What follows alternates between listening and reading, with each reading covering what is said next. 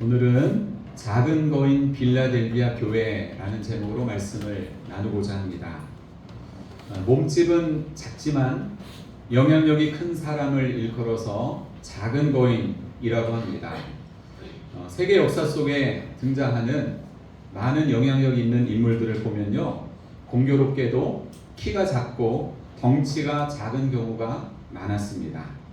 예를 들어서 천재음악가 모차르트의 키는 152cm이고요.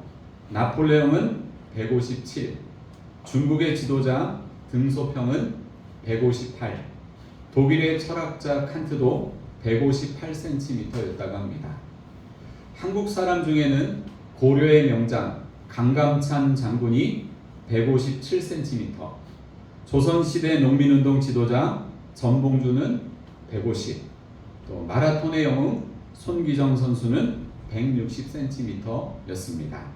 제가 말씀드린 사람들의 키가 전부 160 이하입니다.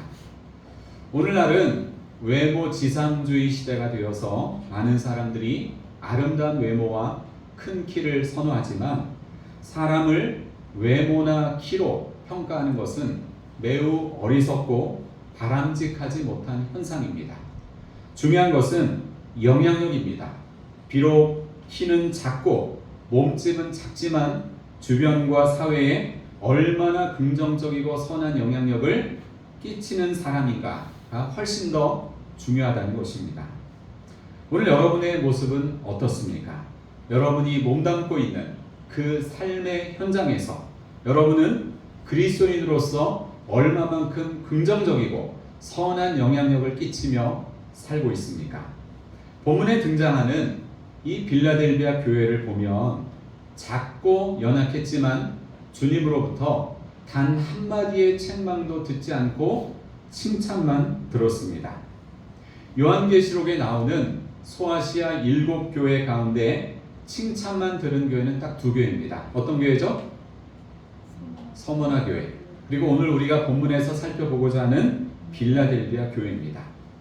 도대체 빌라델비아 교회가 어떤 교회였기에 교회의 머리 되시고 교회의 주인이신 예수님으로부터 책망은 듣지 않고 칭찬만 받았는지 함께 말씀을 나누면서 우리 교회도 빌라델비아 교회의 좋은 모습을 본받을 수 있기 원합니다. 먼저 7절을 보면 예수님에 대한 소개가 나옵니다. 예수님을 어떻게 소개하고 있는가 하면 거룩하고 진실하사 다윗의 열쇠를 가지신 이, 곧 열면 닫을 사람이 없고 닫으면 열 사람이 없는 그라고 이렇게 예수님을 설명하고 있습니다. 거룩한 자라고 하는 말은 헬라어로 하기오스인데 구약에서 주로 하나님에 대한 칭호로 사용되었습니다. 그래서 여러분, 거룩한 분, 이 단어는요, 구약 성경에서는 하나님께만 사용할 수 있었습니다. 신약 성경에서는 예수 그리스도를 거룩한 분으로 묘사를 하는데 오늘 본문의 7절과 요한 1서 2장 20절 딱 2구절에 예수 그리스도의 거룩함에 대해서 표현하고 있습니다. 그러니까 예수님은 어떤 분이냐? 하나님과 동등하신 거룩하신 분이라는 뜻입니다. 진실한 자라고 하는 말은 헬라어로 알데디노스인데요. 예수님은 참된 메시아로서 약속을 반드시 성취하는 분이라는 그런 뜻입니다. 그럼 우리가 성경을 보잖아요. 구약 성경이 있고 신약 성경이 있는데 이게 무슨 뜻이죠? 구약 성경은 오래된 약속, 신약 성경은 새로운 약속. 성경은 약속의 책입니다. 그러니까 약속의 주체 되시는 하나님과 또 함께 약속을 하게 되는 우리 사람과 이 사이에 일어난 이야기, 역사, 이게 바로 성경 이야기입니다. 그리고 예수님을 어떻게 소개하고 있죠? 다윗의 열쇠를 가지신 이라고 소개하는데 이 뜻은 예수님은 다윗의 혈통을 타고 오신 참된 메시아이기 때문에 하나님 나라의 왕이 되시고 또 구원과 심판의 주가 되신다는 그런 뜻입니다. 그래서 예수님께서 천국문을 열면 닫을 사람이 없고 예수님께서 천국문을 닫으면 열 사람이 없다는 겁니다. 천국의 문의 열쇠를 갖고 계시는, 심판과 생명과 사망과 죽음의 열쇠를 갖고 계신 분, 모든 것의 주권자, 하나님 나라의 왕, 이분이 바로 예수 그리스도라고 하는 것입니다. 이처럼 거룩하고 진실하고 다윗의 열쇠를 가지신 예수님이 빌라델비아 교회를 향해서 칭찬하고 계십니다. 오늘 본문의 8절 중간에 보면 그렇게 되어 있죠. 내가 내 행위를 아노니, 내가 작은 능력을 가지고서도 내 말을 지키며 내 이름을 배반하지 아니하였도다. 예수님은 빌라델비아 교회가 작은 능력을 가지고도 주님께 충성했다고 칭찬하셨습니다. 우리가 이 빌라델비아 지역에 대해서 한번 생각을 해보면, 빌라델비아는 지리적인 교통의 요충지로서 일찍부터 상업이 번창을 했습니다. 장사를 많이 한 거예요. 물건을 갖고 와서 팔고 이런 일들이 아주 빈번하게 일어난 곳이었습니다. 특히 직물이나 피역 공업이 발달을 하고요. 양질의 포도주 생산으로 인해서 비교적 부유한 도시 가운데 하나였습니다. 도시가 부유하다 보니까 어떤 일이 일어나죠? 도덕적인 문란이, 성적인 문란, 이런 게 일어나죠. 그 다음에 우상 숭배가 극심했는데, 여러분 그리스 로마 신화에 보면 술의 신이 뭐죠? 디오니소스잖아요. 이 디오니소스가 바로 이 주신, 여기서 이렇게 나왔습니다. 우상 숭배가 극심했고요. 수많은 헬라 신전들이 있었고, 많은 이교적 행사를 그 헬라 신전에서 치렀기 때문에 이 빌라델비아를 이야기할 때 다른 별명이 있었습니다. 작은 아테네. 우리가 이제 사도행전 보면 왜 그 아테네 이야기도 나오잖아요. 수많은 막 신들을 섬기는 그런 도시가 아테네였잖아요. 그런데 빌라델비아도 작은 아테네라고 불릴 정도로 수많은 우상 숭배가 성행했다는 것입니다. 그러다가 이렇게 부유하고 또 사람들이 막 성행하는 이런 삶을 살다가 AD 17년과 그리고 AD 60년에 지진이 일어났습니다. 지금은 여러분 지진이 일어나도 여러 가지 기술이나 장비가 발달해서 막 빨리빨리 복구하잖아요. 그런데 옛날에는 그런 게 없었어요. 그냥 강력한 지진이 나면 그대로 그 피해를 고스란히 당할 수밖에 없었습니다. 그렇게 큰 지진이 2번 났는데, 그 지진으로 인해서 수많은 중요한 건물들이 다 파괴가 되고 주민들의 생활은 매우 어려워지고 가난한 삶을 살기 시작을 했습니다. 그리고 빌라델비아는 황제를 숭배하고요, 길드라고 하는 상인조합에 가입해야 사람들이 살 수 있는 도시였는데, 황제 숭배 겁으로 상인조합에 가입할 수 없었고 또 경제 활동을 제대로 할 수 없으니까 하루하루 그리스도인의 삶이 매우 고달팠습니다. 하지만 이 빌라델비아 교회 성도들은 그러한 고난 가운데서도 끝까지 황제 숭배를 거부하고 예수님의 이름을 배반하지 않았다는 것입니다. 또한 빌라델비아 교회는요, 유대인들로부터 핍박을 받았습니다. 오늘 본문의 9절에 보면 유대인들을 향해서 어떤 표현이 나와 있죠? 사탄의 회당, 자칭 유대인, 거짓말하는 자들이란 말이 나오는데, 당시 빌라델비아 지역에는 상당수의 유대인들이 있었고요, 또 회당이 있었습니다. 하지만 그들은 뭐가 문제냐? 예수 그리스도의 메시아 되심을 부정했고요, 또 그리스도인들, 예수 믿는 사람들의 회당 출입을 금지시켰습니다. 이처럼 우상 숭배의 유혹, 황제 숭배의 겁으로 인한 어려움, 지진으로 인한 가난, 유대인들의 핍박 속에서도 빌라델비아 교회는 주의 말씀을 지키며 주님의 이름을 배반하지 않았다는 것입니다. 이 빌라델비아 교회의 작은 능력이 무엇을 말하는지는 성경에 기록되지 않아서 정확하게 알 수는 없지만, 틀림없이 빌라델비아 교회는 작은 규모의 교회였고요, 사람들 앞에 내세울 만한 것도 특별한 영향력도 존재감도 없는 연약한 교회였을 것입니다. 그런데 주님은 그들이 작은 능력으로 주의 말씀을 지키며 주님의 이름을 배반하지 않았다고 칭찬하고 있습니다. 이 지점에서 우리는 신앙생활과 교회의 본질을 생각할 수 있습니다. 오늘날 많은 신자들이 자신의 교회에 대한 자부심을 갖습니다. 특별히 규모가 크고 유명한 교회일수록 우리 교회가 이렇게 된 것은 하나님의 특별한 은혜야 라고 하면서 교회의 규모와 자신들의 왕성한 그 사역을 자랑하기 바쁩니다. 물론 자신이 섬기는 교회를 사랑하고 자부심을 갖는 것은 중요합니다. 하지만 규모가 커야만 하나님의 은혜고 그것이 선하다고 말하는 것은 옳지 않습니다. 교회의 규모를 떠나서 주님은 그 교회가 주님 앞에 끝까지 충성했느냐 그렇지 않았느냐를 보십니다. 그 교회가 사람의 말을 지키는 교회인지 주의 말씀을 지키는 교회인지 끝까지 주의 이름을 배반하지 않고 믿음의 의리를 주님 앞에서 지키는 교회인지 예수님은 주목하여 보십니다. 이처럼 주님이 보시는 것은 세상 사람들이 보는 것과는 다른데 세상은 눈에 보이는 크기와 눈에 보이는 사이즈에 집중하지만 주님은 항상 내면의 본질과 중심에 집중하고 계십니다. 마가복음 12장을 보면 가난한 과부의 헌금 이야기가 나옵니다. 얼마 안 되는 헌금을 드린 가난한 과부에 대해서 예수님께서 어떻게 말씀하시는지를 보겠습니다. 이 앞을 보시죠. 마가복음 12장 41절부터 44절을 우리가 잘 생각하면서 읽겠습니다. 시작. 예수께서 헌금함을 대하여 앉으사 무리가 어떻게 헌금함에 돈 넣는가를 보실세.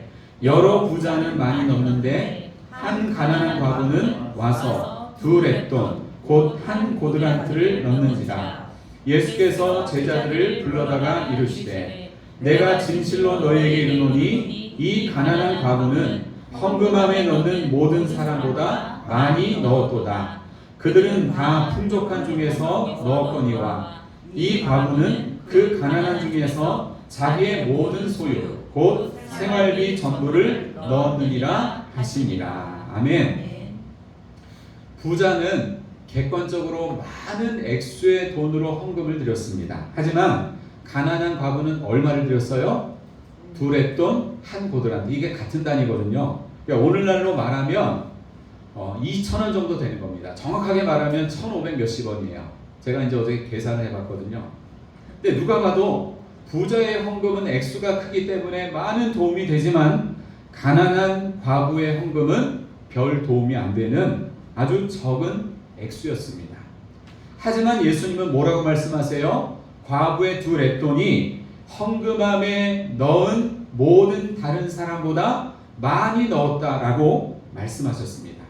그 이유는 무엇이죠? 대부분의 사람들은 풍족한 중에서 아주 일부를 헌금했지만 과부는 2렛돈이 자신의 생활비 전부였기 때문입니다.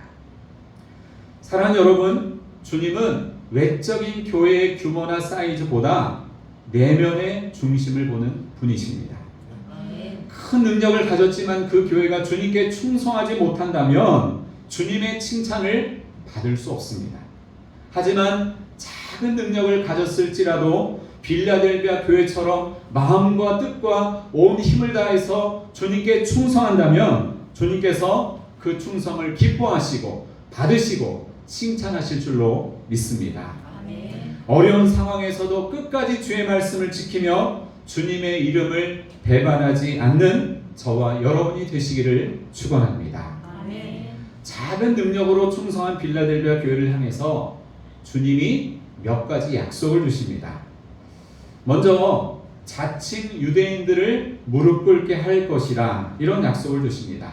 오늘 본문의 9절 중간에 보시면 이런 말씀이 있죠. 거짓말하는 자들 중에서 몇을 내게 주어 그들로 와서 내 발 앞에 절하게 하고 내가 너를 사랑하는 줄을 알게 하리라.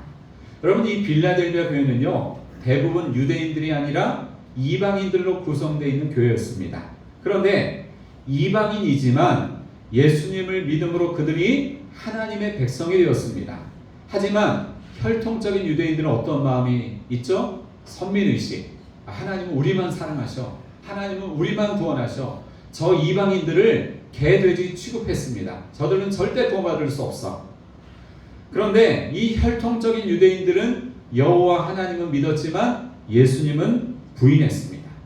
그리고 빌라델비아 성도들의 신앙을 무너뜨리는 역할을 했습니다. 따라서 지금은 빌라델비아 교회 성도들이 유대인들로부터 박해를 받지만 결국 참 믿음을 가진 그들이 주님의 사랑을 받고 그들을 박해한 유대인들 앞에서 주님의 인정을 받을 것이라는 그런 약속을 지금 주님이 하고 있습니다.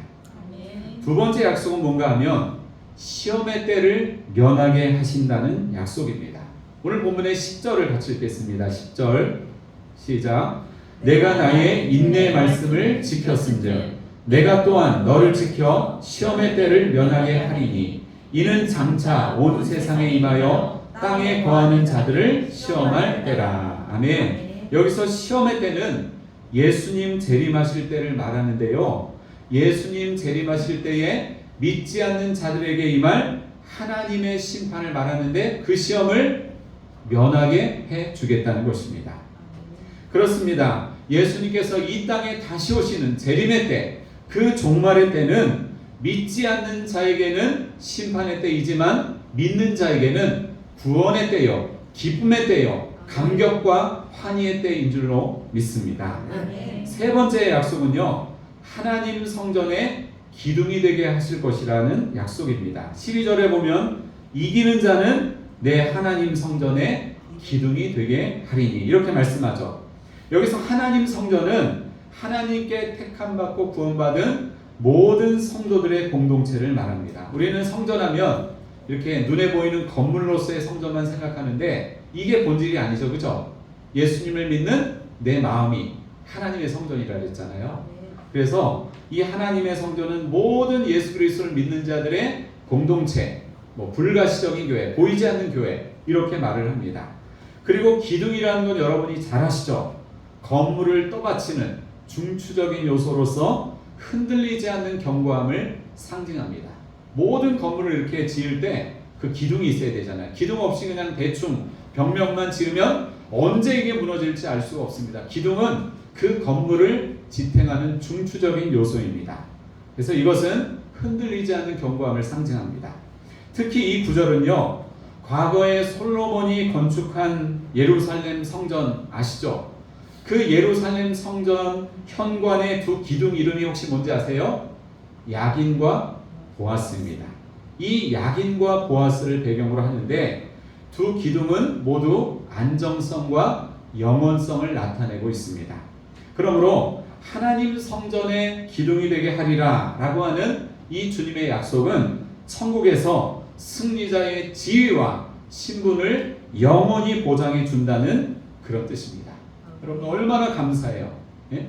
나 같은 죄인이 정말 의로움이 없고 어떤 선함도 없는 나 같은 죄인을 그 천국에서 기둥 같은 존재로 우리를 영원히 안정적으로 세워주신다는 이 약속을 여러분 감사하시기 바랍니다. 마지막으로요, 성도에게 세 가지 영광스러운 이름을 기록하겠다, 새기겠다 이런 약속을 주고 있습니다. 자, 12절 뒷부분에 보면 먼저 하나님의 이름을 성도의 몸에 기록하겠다고 하셨는데 하나님의 이름이 성도에게 기록된다, 새겨진다라고 하는 것은 어떤 의미인가 하면 그가 하나님의 소유라는 거예요. 넌 내 거야, 넌 내 거야, 그런 의미입니다. 그 다음에 두 번째로 어떤 이름이 있어요? 새 예루살렘의 이름을 기록하겠다. 이것은 그 이름이 새겨지는 성도가 하나님 나라의 시민이라는 사실을 공식하는 겁니다. 여러분 우리는 이 땅을 살지만 주민등록증이 있지만 우리의 원래 소속은 어디예요? 이 땅이 아니라 저 하늘이에요. 그래서 바울이 이야기했잖아요. 천국의 시민권자라고 우리는. 그래서 새 예루살렘의 이름을 기록하겠다. 이거는 너희는 천국의 시민권자라는 거예요. 그리고 세 번째, 그리스도의 새 이름을 기록하겠다 하셨는데 이것은 성도들이 하나님 나라의 주권자 되시는 예수님께 속하여서 예수님과 더불어서 왕노릇하게 하실 거다 라고 하는 것을 상징합니다. 그 왕노릇이 뭔지는 모르겠어요. 그런데 어쨌거나 우리를 영광스럽게 하시고 그 천국에서 왕노릇하게 하신다는 것입니다. 이처럼 빌라델비아 교회를 향한 주님의 약속은 그 위에 하나님의 이름과 새 예루살렘의 이름, 그리고 그리스도의 새 이름을 성도에게 기록함으로써 삼중으로 성도의 신분과 지위와 소속을 보장하고 보증할 것이라는 그런 약속입니다. 얼마나 감사합니까? 마지막으로 빌라델비아 교회 주시는 권면이 있습니다. 자, 11절을 같이 읽겠습니다. 내가 속히 오리니 내가 가진 것을 굳게 잡아 아무도 내 면류관을 빼앗지 못하게 하라. 아멘. 이건 권면이에요. 이 말씀은 이제까지 빌라델비아 교회가 가져온 믿음을 더욱 지속적으로 공고히 하라 라는 뜻입니다. 그래서 아무도 내 면류관을 빼앗지 못하게 하라고 말씀하는 것입니다. 면류관은 헬라어로 스테파노스인데요. 운동 경기에서 승리자에게 주어지는 승리의 관을 말합니다. 운동선수가 경기에서 끝까지 싸워 승리하듯이 온갖 핍박에서 신앙의 정절을 지킨 자에게 주어지는 상급, 이게 바로 스테파노스 면류관입니다. 우리 옆 사람과 한번 그렇게 인사해 보겠습니다. 한번 쳐다보세요. 없으면 앞뒤 사람 이렇게 인사하겠습니다. 아무도 성도님의 면류관을 빼앗지 못하게 합시다. 이번엔 쭉 이어서 하세요. 아무도 성도님의 면류관을 빼앗지 못하게 합시다. 아멘. 사랑하는 여러분, 오늘 작은 거인 빌라델비아 교회에 주신 칭찬과 또 약속과 권면의 말씀을 기억하시기 바랍니다.